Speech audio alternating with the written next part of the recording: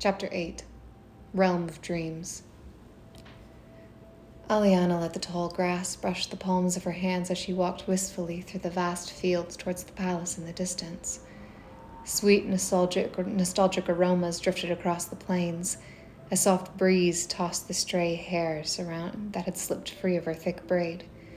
She closed her eyes and basked in the calming sensations. She hadn't felt a peace like this since... ever. She felt a single tear roll down her cheek. When she opened her eyes, she was surrounded by impossible, amazing images. A young boy rode a dragon across the electric blue sky. A mother embraced a child who had died too young. A little girl was being doted on by a group of fairies. She giggled and twirled as the glittering creatures swarmed her. A bubbly laugh burst from Aliana as she watched the scenes play out before her. She saw the greatest dreams and wishes of all humanity play out. And it was beautiful. She walked through the field of dreamers, taking in the whimsical wonder of each scene. She was smiling so much her face hurt.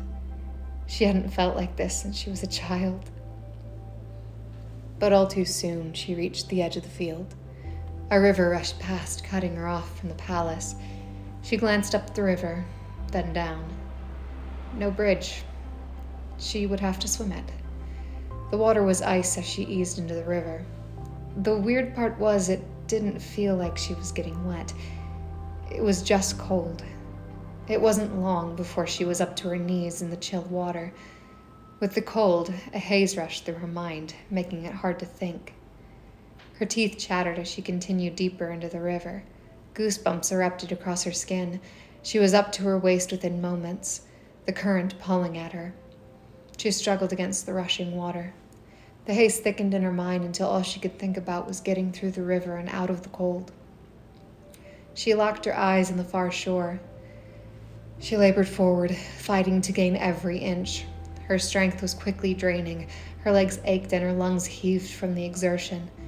The current jerked at her feet, making them slip in the muddy riverbed. She lost her footing and her head plunged down into the water. The cold cut her to the bone and a fog flooded her mind. Kicking and floundering, she broke through the surface and pushed forward. She finally crawled onto the other shore, coughing and spluttering. She wasn't really wet, but her hair was loose and hanging around her face. The fog lingered in her mind. Pushing herself to her feet, she marveled at her surroundings. A massive, glittering palace rested atop a short hill before her. It had bright walls and towering spires. Balconies protruded from the shining walls. To her right was a grand, intricately carved ivory gate. Swirling kaleidoscope colors stood in place of doors. On the left was a gate of horns. It looked far more intimidating than its ivory counterpart. Solid darkness stood as a guard where the doors should have been.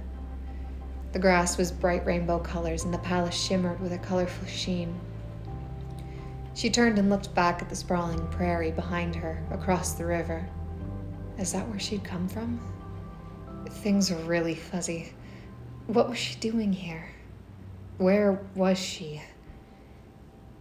You made it.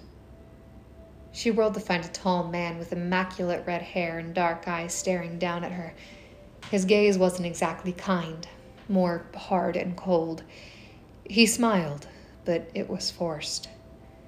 Unfortunately, I didn't have time to build a bridge. Monitoring the dreams of the world does keep one busy. Aliana gripped the knife that was sheathed at her thigh. Who are you? He chuckled, his deep, smooth voice sounding almost familiar. Where are my manners?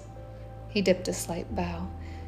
Morpheus, Lord of Dreams, at your service. Where am I? She asked. He sighed.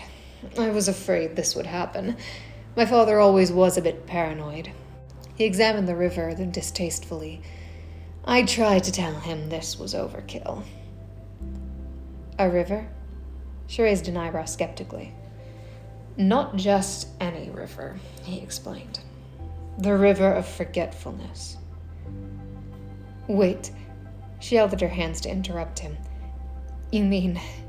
She tried frantically to remember where she'd come from, who her family was. what her name was. She came up blank. She started hyperventilating, her heart pounding in her ears. A haze had settled in her mind, and she couldn't break through it. There was nothing. Tears welled in her eyes, but she held them back. She met Morpheus' stern gaze. "Who am I?" He sighed. "You are a half-blood, the daughter of a mortal and a god. You came here for answers." "What kind of answers?" she asked. He crossed his arms and stared off into the distance. "The world is in danger. The Titan Lord Kronos is rising. Olympus is in an uproar. We all must choose a side. A war is coming." She bit her bottom lip. What side was I on? "That is yet to be determined." He strode to the edge of the river. "While your actions certainly implied your standing, you never officially claimed one side or the other." "And what side are you on?" She crossed her arms, more to hug herself than show any defiance. This whole thing was terrifying. He waved his hand dismissively. "I should not let my opinions sway your decision." He turned to face her. "But I suppose it couldn't hurt." There was a strange sort of glee in his eyes, as if he'd been waiting for this moment. "There is little doubt that the gods will fall. They are outmatched. Why support the losing side?" He circled her like a tiger stalking its prey. "If you align yourself with Lord Kronos, not only will you gain power beyond anything you could imagine, but you will secure your future. To defy him is to invite death. All you must do is pledge your loyalty to him." He stooped to be on eye level with her. "What do you say?" His words danced through Aliana's hazy mind, repeating over and over. She wanted to say yes. She wanted the power, the security, but something inside warned her against it. She opened her mouth to speak, but she was surprised by what came out. "I don't give out loyalty to just anyone. It has to be earned. It may be foolish, but I won't pledge anything to someone I don't know."